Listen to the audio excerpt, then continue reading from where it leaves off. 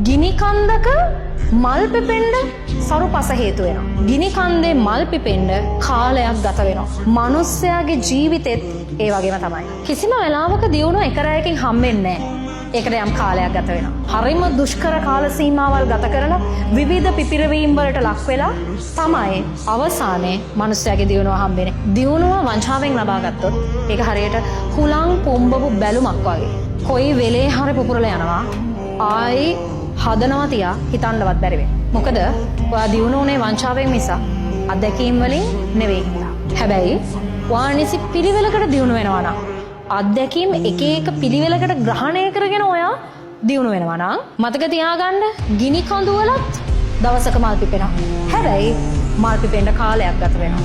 මිනිස්සුත් දවසක දියුණු වෙනවා, තමුන් ආස ජීවිතේ ගත කරනවා. හැබැයි ඒ වෙනුවෙන් යම් කාලයක් ගත වෙනවා. ඒ වෙනුවෙන් ඉවසන එක, ඒ වෙනුවෙන් කැපකිරීම කරන එක තමයි මිනිස්සෙක් විදිහට කරන්න තියෙන ලොකුම කැපකිරීම. ටික කාලයක් ගියත් ඒ ඔයා ලබන දියුණුවෙන් ඔයාව කවදාවත් වටන්න පුළුවන් වෙන්නේ.